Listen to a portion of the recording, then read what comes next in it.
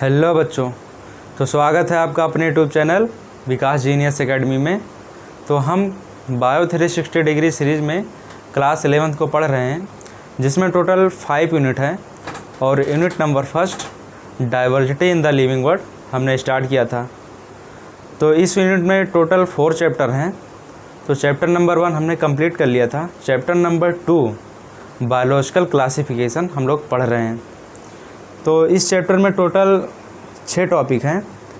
तो पहला topic kingdom Monera, kingdom protista, kingdom fungi, kingdom animalia and इस kingdom Plantae, है ना।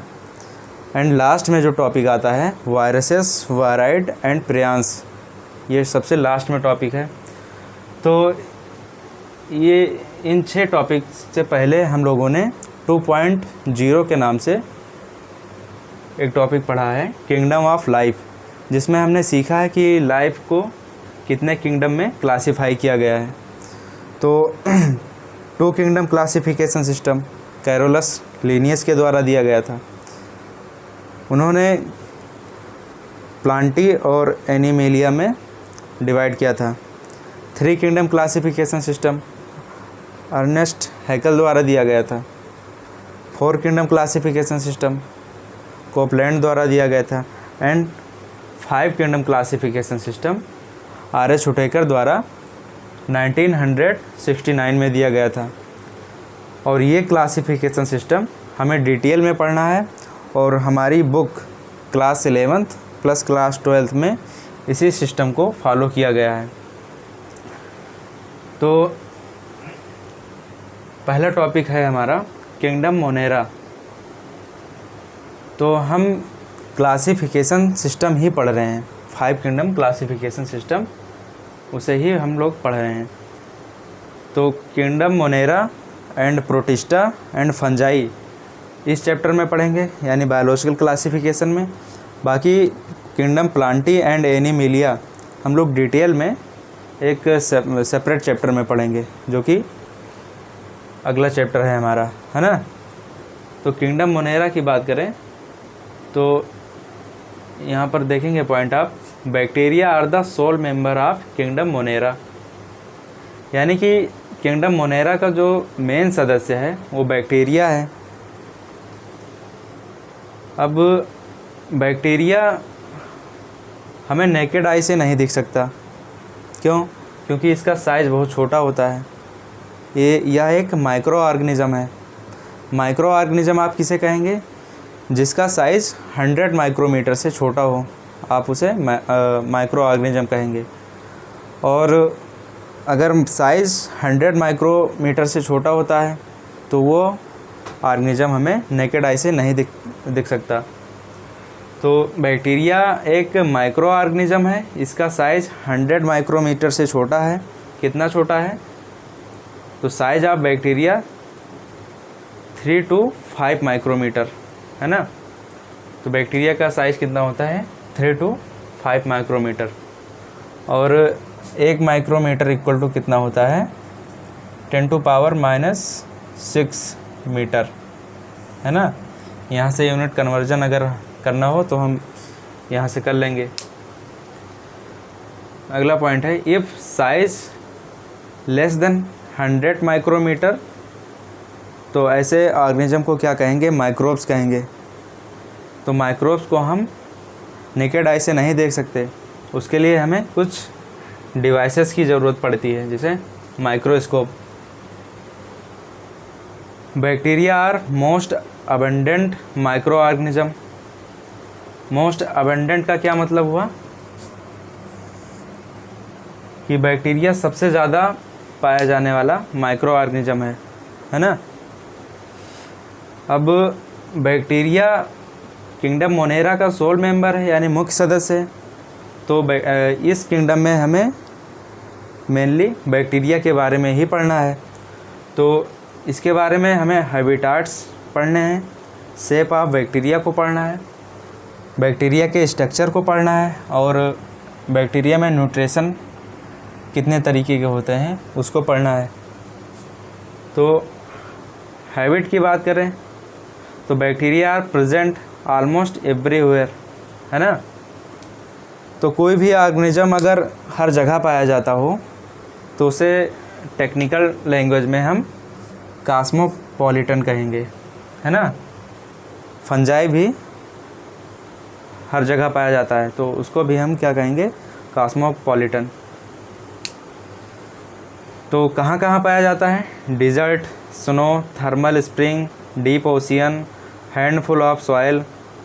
हैंडफुल ऑफ सॉइल का मतलब आप अगर एक मुट्ठी मिट्टी लें तो उसमें भी हज़ारों बैक्टीरिया मिलेंगे आपको, है ना, अगर माइक्रोस्कोप से देखा जाए।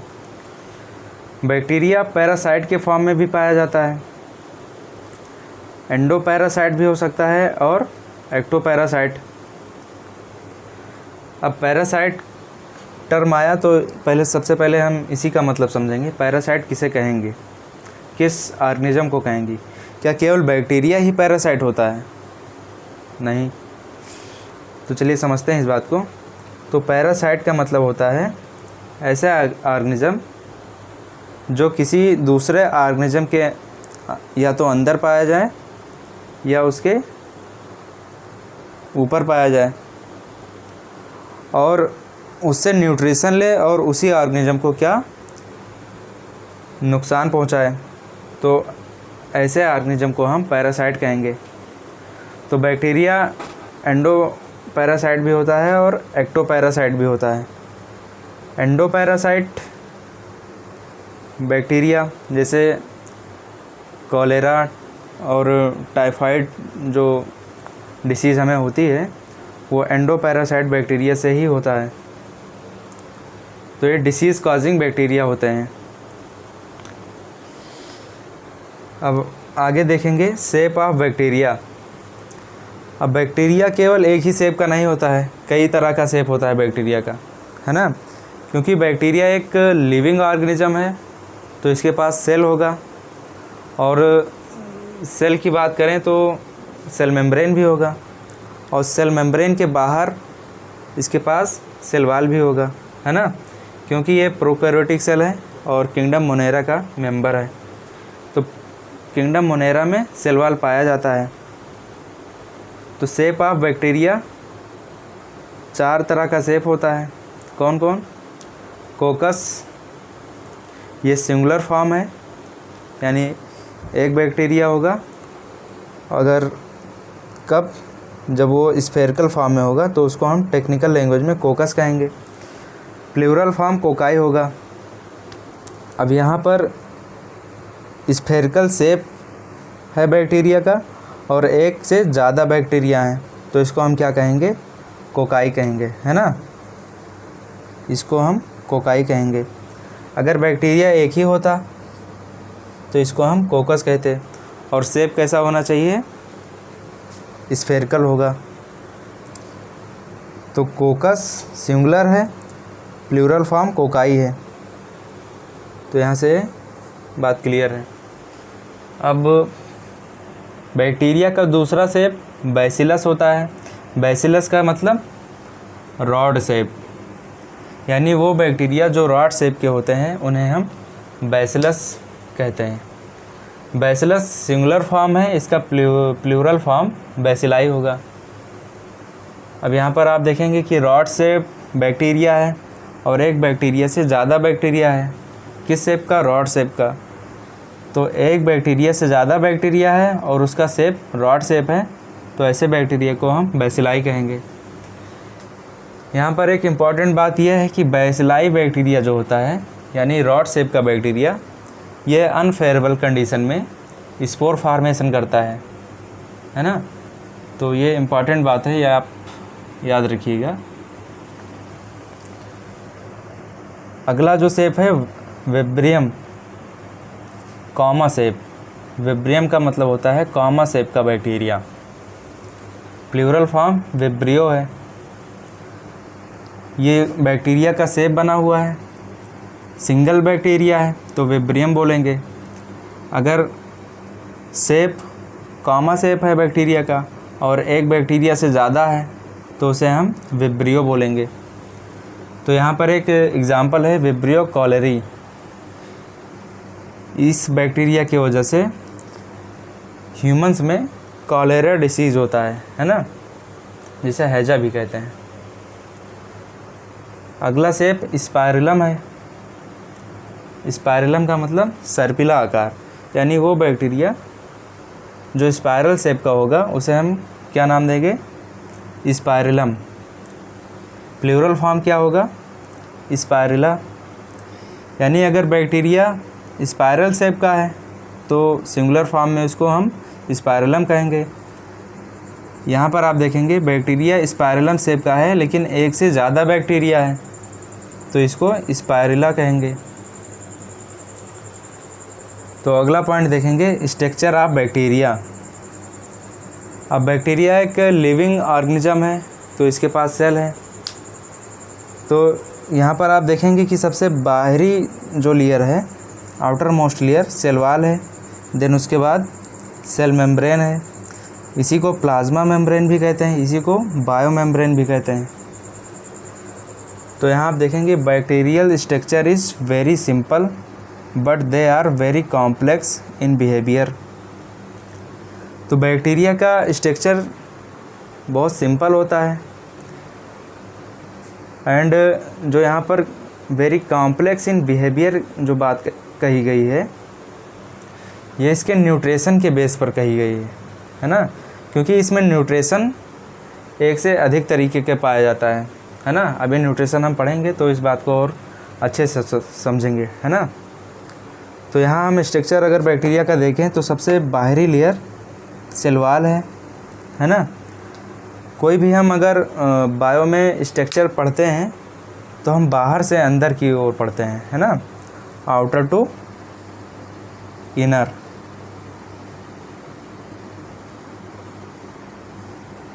तो यहाँ पर हमने बैक्टीरिया के सेल के स्ट्रक्चर को पढ़ा है आउटर टू इनर। तो सबसे पहले हमें सेल वॉल मिला, उसके बाद सेल मेम्ब्रेन। अब ये सेल मेम्ब्रेन है।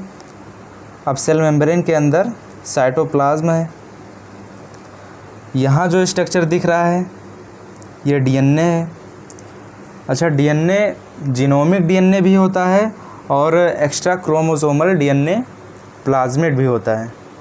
तो यहाँ पर प्लाज्मिड के बारे में नहीं बताया गया है, लेकिन cell the unit of life में प्लाज्मिड को हम डिटेल में पढ़ेंगे, है ना।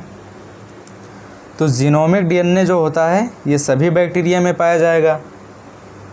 नेकेड होता है और डबल स्ट्रैंड सर्कुलर होता है। यानी बैक्टीरिया एक लिविंग ऑर्गेनिज्म है, इसके पास सेल होता है और सबसे बाहरी लेयर जो है सेल वॉल होगा, देन सेल मेम्ब्रेन।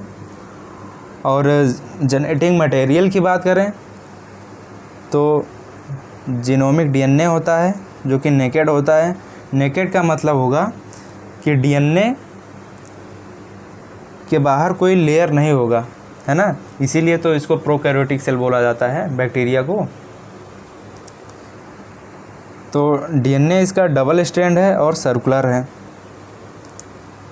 बाकी प्लाज्मा मेम्ब्रेन में साइटोप्लाज्म भरा होता है। अब यहाँ पर आपको ये स्ट्रक्चर जो दिख रहा है ये राइबोसोम है। 70S टाइप का राइबोसोम होता है इसमें। बाकी यूकैरियोटिक सेल में 80S टाइप का राइबोसोम होता है। इंक्लूजन बॉडी यहाँ पर दिखाया गया है। इंक्लूजन बॉडी बैक्टीरिया का फीचर है ना।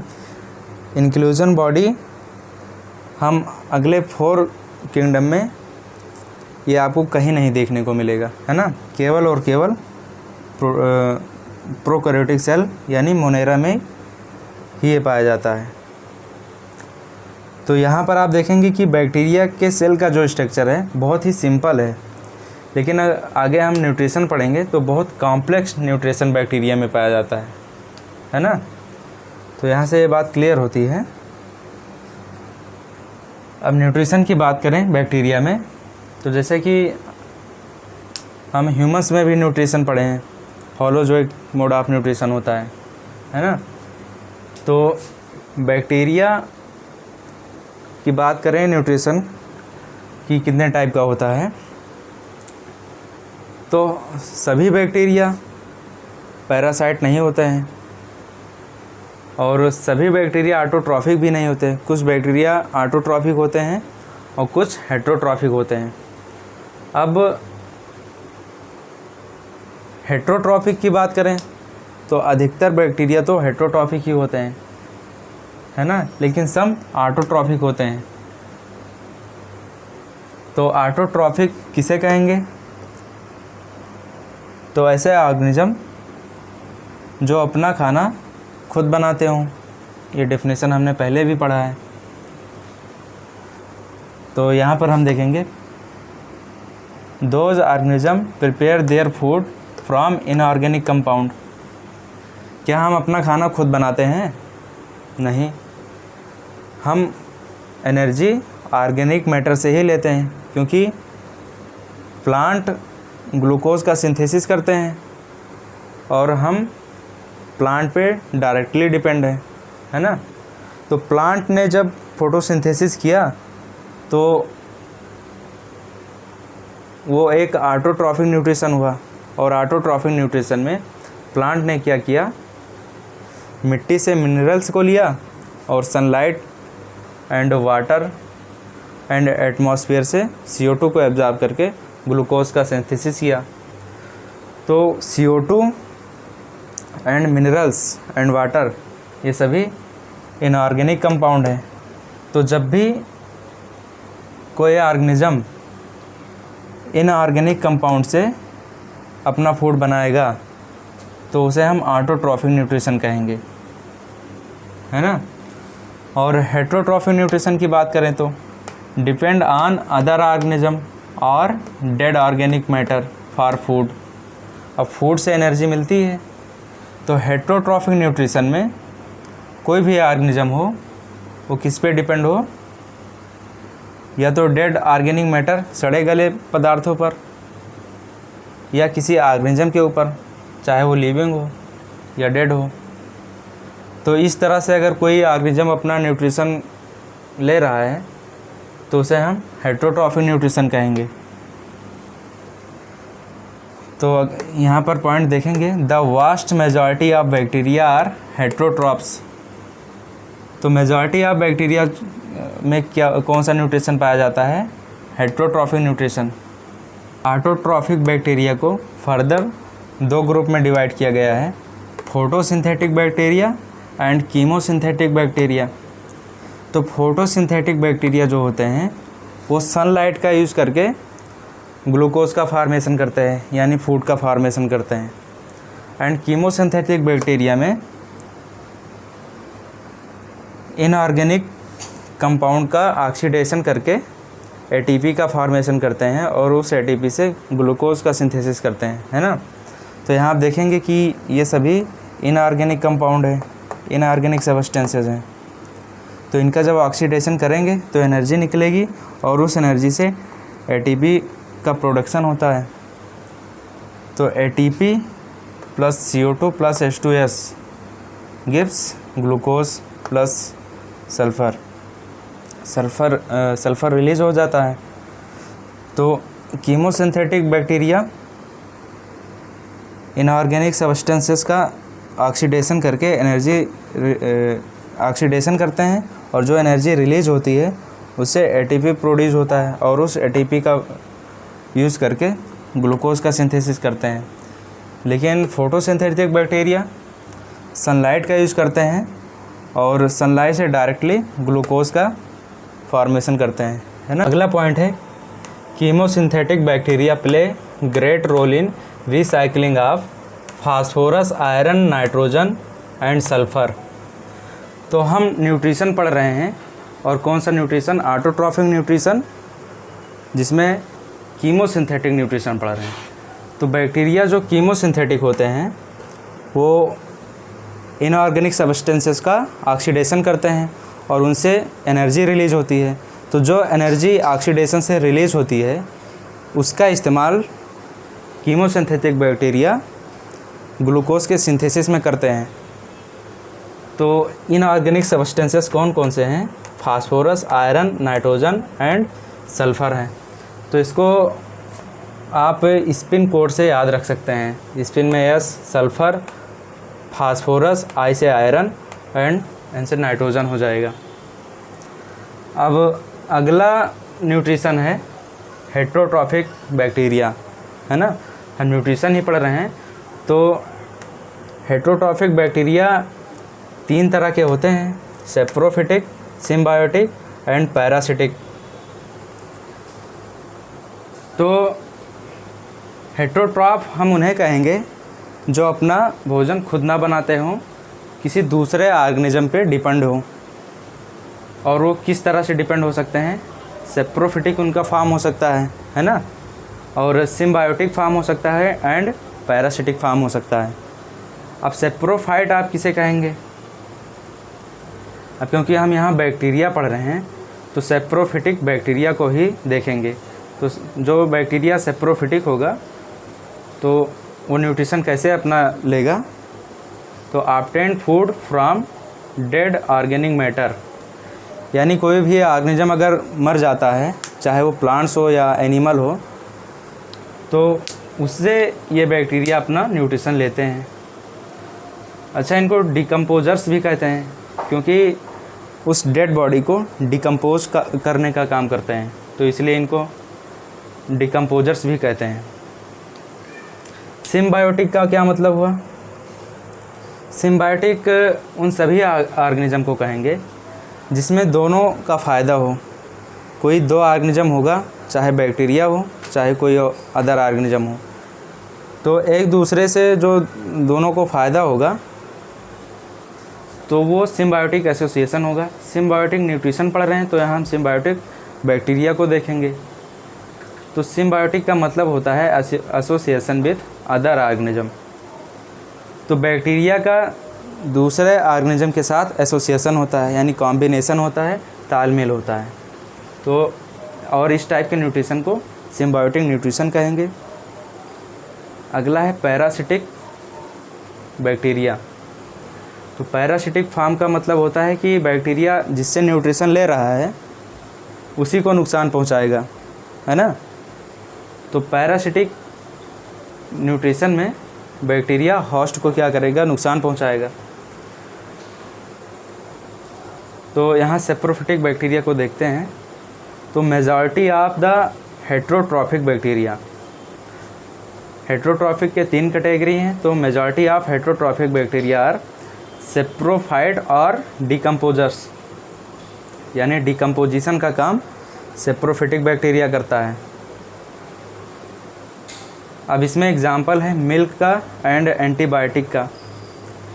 मिल्क से कर्ड बनता है, ये बात हमें पता है, लेकिन जो बैक्टीरिया मिल्क को कर्ड में कन्वर्ट करता है वो किस टाइप का न्यूट्रिशन शो करता है? तो हम कहेंगे सेप्रोफिटिक न्यूट्रिशन शो करेगा, और उस बैक्टीरिया को सेप्रोफिटिक बैक्टीरिया कहेंगे। अगला एग्जांपल है एंटीबायोटिक प्रोडक्शन। एंटीबायोटिक आप ये समझ सकते हैं कि ऐसा ड्रग जो बैक्टीरिया को मारने के लिए यूज़ किया जाता हो। तो ये मेडिकेशन में यूज होता है। एक तरह का एंटीबायोटिक कैटेगरी है जो बैक्टीरिया एंटीबैक्टीरियल का काम करती है, उसको मारने का काम करती है।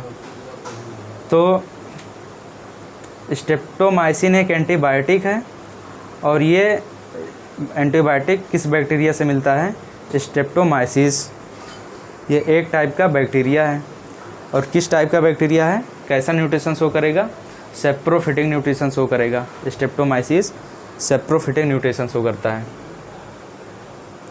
अब अगला पॉइंट है सिम्बायोटिक बैक्टीरिया। क्योंकि हम हेट्रोट्रॉफिक बैक्टीरिया पढ़ रहे हैं तो इसमें दूसरा न्यूट्रिशन है सिम्बायोटिक। तो सिम्बायोटिक का मतलब वही होता है कि एसोसिएशन विथ अदर ऑर्गेनिज्म। अब बैक्टीरिया को देखना है कि किसके साथ कॉम्बिनेशन करता है, किसके साथ तालमेल में रहता है। तो राइजोबियम एक बैक्टीरिया है जो क्या काम करता है? नाइट्रोजन फिक्सेशन का काम करता है। किसमें? लेग्यूमिनस प्लांट में। तो पहली बात यहाँ नाइट्रोजन फिक्सेशन का मतलब समझ लेते हैं। एटमॉस्फेयर में कई सारे गैसेस होती हैं, ऑक्सीजन, नाइट्रोजन एंड CO2। तो नाइट्रोजन जो गैस होती है एटमॉस्फेयर की, तो राइजोबियम जो बैक्टीरिया होता है कहाँ पाया जाता है? लेग्यूमिनस प्लांट में। तो वो एटमॉस्फेरिक नाइट्रोजन को डायरेक्ट अमोनिया में कन्वर्ट कर देता है और इसी प्रोसेस को नाइट्रोजन फिक्सेशन कहेंगे, है ना। और लेग्यूमिनस प्लांट किसे कहेंगे? जो फैमिली लेग्यूमिनेसी से बिलोंग करते हों। हम मार्फोलॉजी ऑफ फ्लावरिंग प्लांट में फैमिली को पढ़ेंगे, है ना, प्लांट फैमिली को, तो उसमें आएगा। तो ये डिटेल में है हमारे सिलेबस में। तो राइजोबियम बैक्टीरिया नाइट्रोजन फिक्सेशन करेगा लेग्यूमिनस प्लांट में।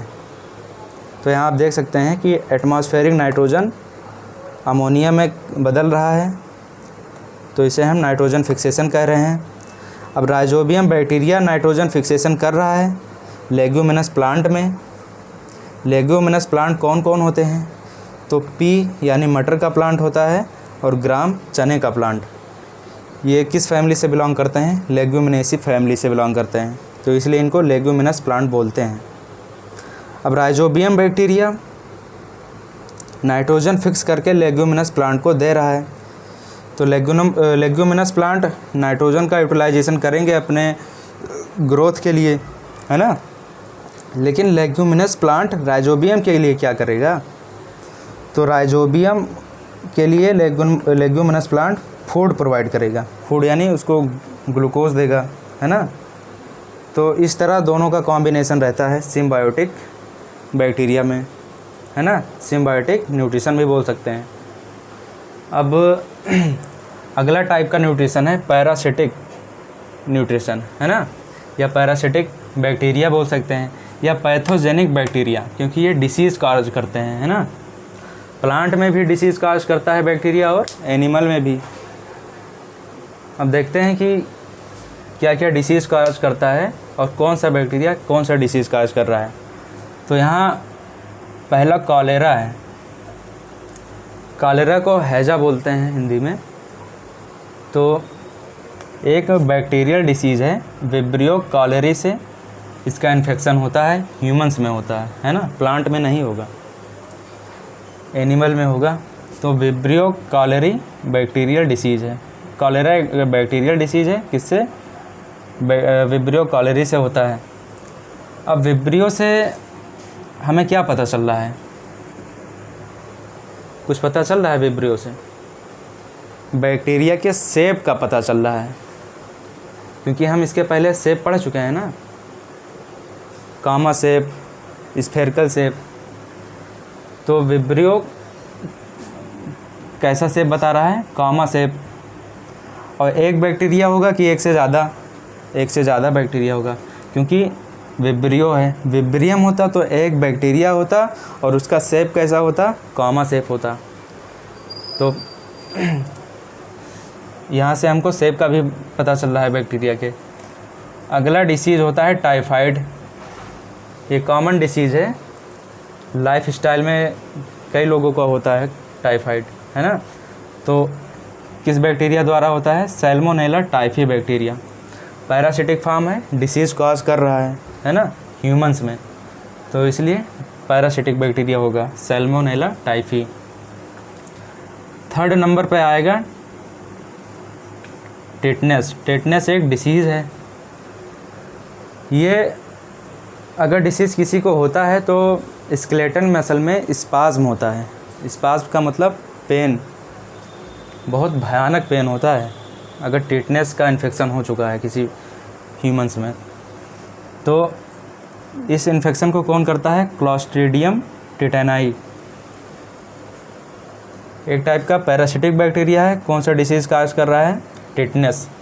अच्छा, टिटनाई से हमें सिमिलरिटी मिल रही है कि टिटनेस होगा, टाइफी से सिमिलरिटी मिल रही है, टाइफाइड होगा, कॉलेरी से मिल रही है सिमिलरिटी, कॉलेरा। तो इस तरह भी याद करने में आसानी है। और ये तीनों इन्फेक्शन किस में होगा? ह्यूमंस में होगा, है ना। और चौथा डिसीज़ दिया गया है यहाँ सिट्रस कैंकर, ज़ैंथोमोनास सिट्री से हो रहा है, एक टाइप का बैक्टीरिया है। तो ये प्लांट में हो रहा है ना, सिट्रस कैंकर, ये प्लांट में होगा, ये इन्फेक्शन प्लांट में भी हो सकता है।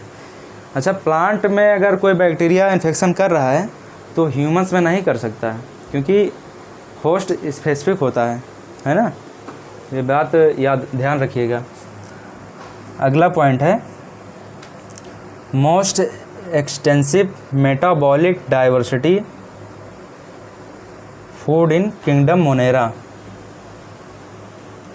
अब इसका क्या मतलब हुआ? आर.एस. हुटेकर का सिस्टम पढ़ रहे हैं, 5 किंगडम क्लासिफिकेशन सिस्टम, जिसमें Monera, protista, fungi, Plantae and Animalia 5 kingdom हो गए। मोनेरा हम पढ़ रहे हैं, जिसमें इस समय पढ़ रहे हैं न्यूट्रिशन। इसके बाद हम पढ़ेंगे protista, fungi, Plantae and Animalia. तो ये यहाँ पर कह रहा है कि सबसे ज़्यादा मेटाबॉलिक डाइवर्सिटी यानी न्यूट्रिशन का टाइप सबसे ज़्यादा किंगडम मोनेरा में ही पाया जाता है। अगर आप यहाँ प्लांट की बात करेंगे तो उसमें केवल और केवल ऑटोट्रॉफिक न्यूट्रिशन पाया जाएगा, और वहीं अगर आप फंजाई की बात करेंगे तो फंजाई केवल और केवल हेट्रोट्रॉफिक होता है, उसमें ऑटोट्रॉफिक न्यूट्रिशन नहीं पाया जाता है। और एनिमल जो होते हैं हेट्रोट्रॉप्स होते हैं। और प्रोटिस्टा की बात करें तो प्रोटिस्टा में कुछ मेंबर उसके ऑटोट्रॉफिक होते हैं, यानी फोटोसिंथेसिस करते हैं, और कुछ मेंबर उसके पैरासिटिक भी होते हैं। तो प्रोटिस्टा में हम आगे पढ़ेंगे कि कौन ऑर्गेनिज्म फोटोसिंथेटिक है और कौन पैरासिटिक है। अब आगे किंगडम मोनेरा में हम रिप्रोडक्शन पढ़ेंगे कि इनमें रिप्रोडक्शन होता क्या है, कैसे होता है। तो रिप्रोडक्शन का मतलब होता है कि कोई ऑर्गेनिज्म अपने जैसा ही प्रोजेनी प्रोड्यूस करे। तो मोनेरा की बात कर रहे हैं तो मोनेरा में मेनली बाय फिजन जो रिप्रोडक्शन का मेथड होता है, मेनली बाय फिजन होता है। फिजन के द्वारा रिप्रोडक्शन होता है, यानी अगर कोई बैक्टीरियल सेल है तो वो डिवाइड कर जाएगी और 2 सेल बन जाएंगे। तो डिवाइड करेगी या मल्टीप्लाई करेगी, दोनों एक ही बात है ना। तो यहाँ से कोई एक सेल था और इसने मल्टीप्लाई किया और 2 सेल बन गए, तो इसी को हम फिजन कहेंगे। और ये सिंपल टाइप का रिप्रोडक्शन का मेथड है। अगला पॉइंट है under unfavourable condition bacteria produce spore. अब पहले भी हम पढ़ चुके हैं कि जो बैसिलस टाइप का बैक्टीरिया होता है, यानी जिसका शेप बैसिलस टाइप का होता है, स्फेरिकल शेप का होता है, उसमें स्पोर का फॉर्मेशन होता है। कब? अनफेवरेबल कंडीशन में। अनफेवरेबल कंडीशन का मतलब हुआ कि वो एनवायरनमेंट जो बैक्टीरिया के सर्वाइवल के लिए सही ना हो, है ना, तो उसे हम अनफेवरेबल कंडीशन कहेंगे। अगर बैक्टीरिया फेवरेबल कंडीशन में है तो उस समय क्या करेगा, वो खूब ज़्यादा फूड को एब्जॉर्ब करेगा और अपने नंबर को बढ़ाएगा। लेकिन जब कंडीशन सही नहीं होगा तो वो स्पोर का फॉर्मेशन करेगा रिप्रोडक्शन करने के लिए, है ना। तो ये बात क्लियर है यहाँ से। अगला पॉइंट है bacteria reproduce by a sort of sexual reproduction by adopting a primitive type of DNA transfer from one bacterium to another. अब ये बात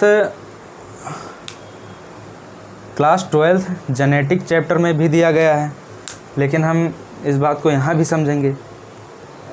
यानी कि कोई भी बैक्टीरिया है तो बाइनरी फिजन से भी रिप्रोडक्शन करेगा, स्पोर फार्मेशन से भी रिप्रोडक्शन कर सकता है, लेकिन यहाँ सेक्सुअल रिप्रोडक्शन का जिक्र किया गया है। तो सेक्सुअल रिप्रोडक्शन तो ट्रू नहीं होगा, है ना। ट्रू सेक्सुअल रिप्रोडक्शन उसी को कहेंगे जिसमें कम से कम 2 टाइप के पेरेंट्स हों और गैमेट्स का फॉर्मेशन हो और फर्टिलाइजेशन का प्रोसेस होता हो, तो उसे हम कहेंगे सेक्सुअल रिप्रोडक्शन। लेकिन यहाँ bacteria reproduce bye sort of sexual reproduction by adopting primitive type of DNA transfer.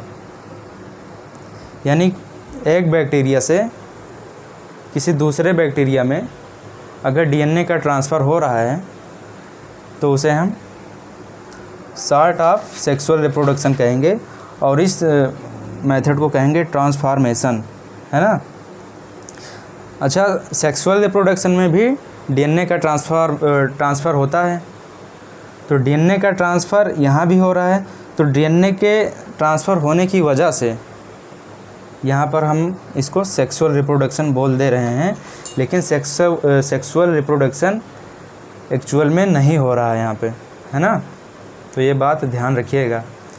Genetics chapter class 12th में ग्रिफिथ एक साइंटिस्ट मिलेंगे जब हम आगे पढ़ेंगे। तो इन्होंने इस एक्सपेरिमेंट को किया था जिसमें कोई बैक्टीरिया था, है ना, तो वो दूसरे बैक्टीरिया के डीएनए को कंबाइन कर ले रहा था, तो उसी मेथड को ट्रांसफॉर्मेशन बोलते हैं, है ना। तो यहाँ से पॉइंट क्लियर है। अब किंगडम मोनेरा हम पढ़ रहे हैं, तो इसमें हम न्यूट्रिशन पढ़ चुके, रिप्रोडक्शन पढ़ चुके एंड क्लासिफिकेशन पढ़ना है ना। तो किंगडम मोनेरा को कितने ग्रुप में डिवाइड किया गया है, तो चलिए ये देख लेते हैं। तो किंगडम मोनेरा को मेनली 2 ग्रुप में डिवाइड किया गया है, Archie bacteria and you bacteria, है ना। अब आर्की बैक्टीरिया की बात करें तो इसको फर्दर 3 ग्रुप में डिवाइड किया गया है, हेलोफाइल्स, थर्मोएसिडोफाइल्स एंड मेथेनोजेंस। अब हेलोफाइल्स एक ग्रुप है जिसमें आर्की बैक्टीरिया को डिवाइड किया गया है। तो हेलोफाइल्स कहाँ पाए जाएंगे, तो साल्टी एरिया में पाए जाते हैं, यानी जहाँ का एनवायरनमेंट बहुत खारा हो उसी को साल्टी एरिया बोलेंगे। एंड थर्मोएसिडोफाइल्स की बात करें तो हॉट स्प्रिंग यानी गर्म झरने या गर्म पानी में पाए जाते हैं, है ना, जहाँ अदर लाइफ सर्वाइव नहीं कर सकती है, वहाँ भी आर्की बैक्टीरिया पाए जाते हैं। एंड मेथेनोजेंस की बात करें तो ये मार्सी एरिया यानी दलदली एरिया में पाए जाते हैं।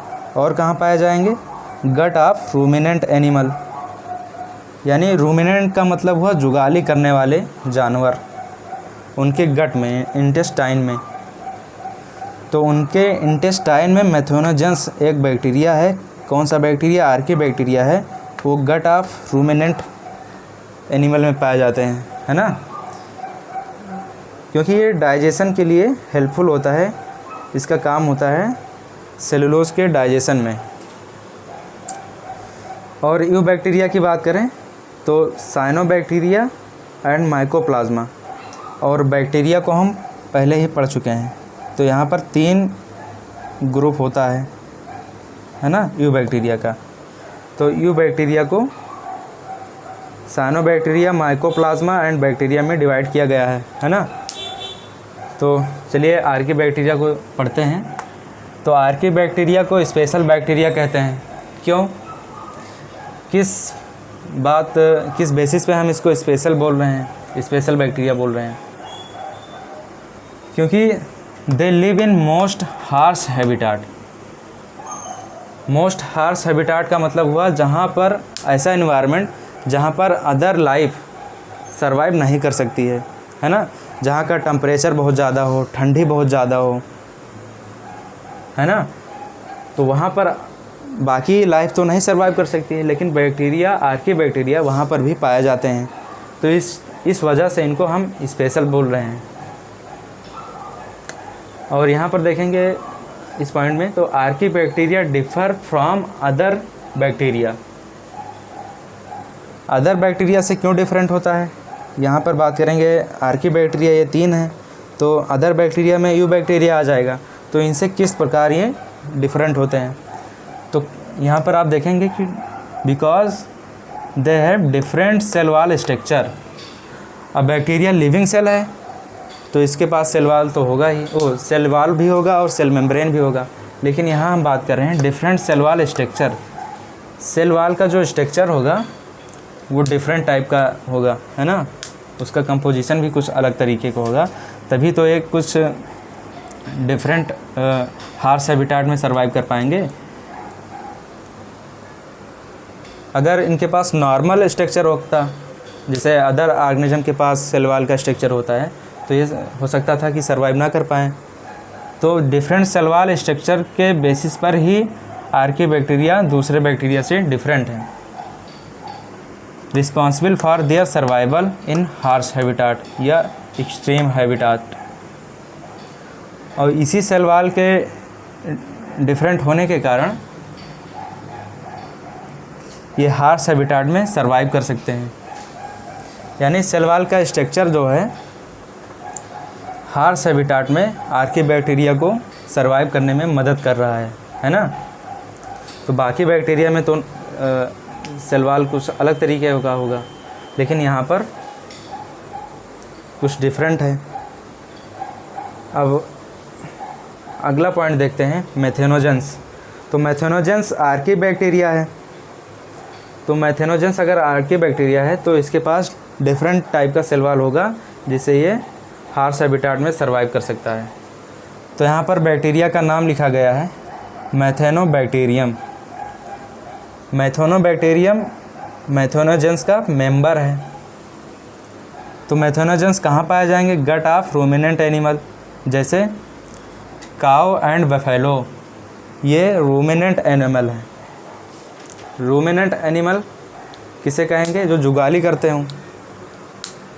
अब आप देखे होंगे किसी बफेलो को या काऊ को, तो वो चारा खाने के बाद में अपना मुंह चलाते रहते हैं, है ना, क्योंकि उनके पास कुछ डिफरेंट चैम्बर होता है जिससे फूड वापस उनके मुंह में आ जाता है और दोबारा वो चबा चबा कर फिर से खाते हैं।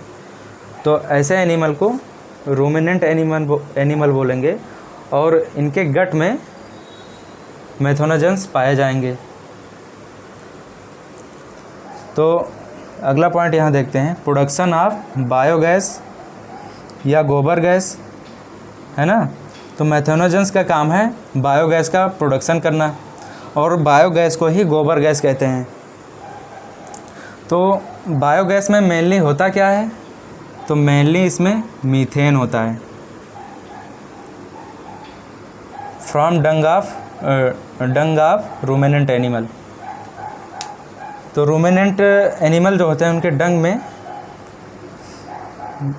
मीथेन पाया जाता है, और मीथेन एक बायोगैस है। तो बायोगैस में कई सारे गैसेस होते हैं, लेकिन मीथेन अधिक मात्रा में होता है। अब क्लासिफिकेशन में यूबैक्टीरिया दूसरा ग्रुप है मोनेरा का। तो यूबैक्टीरिया हम देखते हैं, तो यहाँ देखेंगे कि रिजिड सेल वाल, यूबैक्टीरिया के पास रिजिड सेल वाल होता है। और यूबैक्टीरिया का मतलब हुआ ट्रू बैक्टीरिया। ट्रू बैक्टीरिया के पास रिजिड सेल वाल होगा, और ये सेल वाल किससे बना होता है? पॉलीसेकेराइड से प्लस अमीनो एसिड से। अब पॉलीसेकेराइड्स क्या होते हैं ये हम बायोमॉलिक्यूल में डिटेल में पढ़ेंगे, हमारे सिलेबस में है।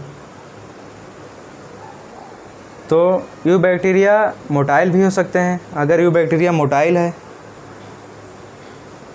तो उसमें फ्लैजेला पाया जाएगा, मोटाइल नहीं है तो फ्लैजेला नहीं पाया जाएगा। फ्लैजेला मोटिलिटी में हेल्पफुल होता है। अब अगला पॉइंट देखेंगे, साइनोबैक्टीरिया।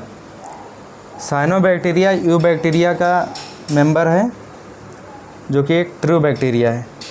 साइनोबैक्टीरिया को ब्लू ग्रीन एल्गी भी कहते हैं, है ना। तो इसके पॉइंट्स देखते हैं। क्लोरोफिल ए प्रेजेंट होता है। साइनोबैक्टीरिया में क्या प्रेजेंट होता है? Chlorophyll A. अब किसी भी ऑर्गेनिज्म में अगर क्लोरोफिल ए प्रेजेंट है तो वो फोटोसिंथेसिस करेगा, और प्लांट में भी क्लोरोफिल ए पाया जाता है।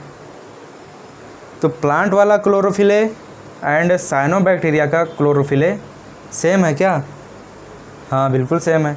तो साइनोबैक्टीरिया में क्लोरोफिल ए पाया जाता है और किससे सिमिलर होता है? Similar to green plants. तो ये बात ध्यान रखना है ना। अगला पॉइंट है फोटोसिंथेटिक ऑटोट्रॉफ्स। साइनोबैक्टीरिया फोटोसिंथेसिस करते हैं। अब फोटोसिंथेसिस में हमारे पास एक चैप्टर है पूरा, फोटोसिंथेसिस इन हायर प्लांट। तो फोटोसिंथेसिस को हम पूरा डिटेल में सीखेंगे, है ना। तो यहाँ पर फोटोसिंथेसिस का शॉर्ट में एक रिएक्शन देखते हैं कि क्या होता है फोटोसिंथेसिस। तो CO2 + H2O एंड सनलाइट, है ना, सनलाइट के प्रेजेंस में फोटोसिंथेसिस होगा। तो फिर ग्लूकोज का सिंथेसिस होगा और ऑक्सीजन रिलीज़ होगी। तो अगर साइनोबैक्टीरिया फोटोसिंथेसिस कर रहे हैं और ऑक्सीजन रिलीज़ हो रहा है तो इस फोटोसिंथेसिस को ऑक्सीजेनिक फोटोसिंथेसिस बोलेंगे। तो यानी साइनोबैक्टीरिया भी फोटोसिंथेसिस से ऑक्सीजन रिलीज़ कर सकते हैं। अब साइनोबैक्टीरिया यूनिसेलुलर भी हो सकते हैं, कॉलोनियल भी हो सकते हैं, फिलामेंटस भी हो सकते हैं। कॉलोनियल फॉर्म में है तो यहाँ पर देखेंगे एक से ज़्यादा बैक्टीरिया हैं साइनोबैक्टीरिया। तो इनके बाहर जो कवरिंग है ये रेड कलर से आपको दिख रहा होगा। साइनोबैक्टीरिया में जो कॉलोनियल फॉर्म है इसके बाहर रेड कलर से जिलेटेनियस कवरिंग दिख रही है ना। तो कॉलोनियल फॉर्म में जिलेटेनियस कवरिंग होती है। एंड फिलामेंटस फॉर्म की बात करें तो फिलामेंटस फॉर्म में एग्जांपल दिया हुआ है नॉस्टॉक, है ना।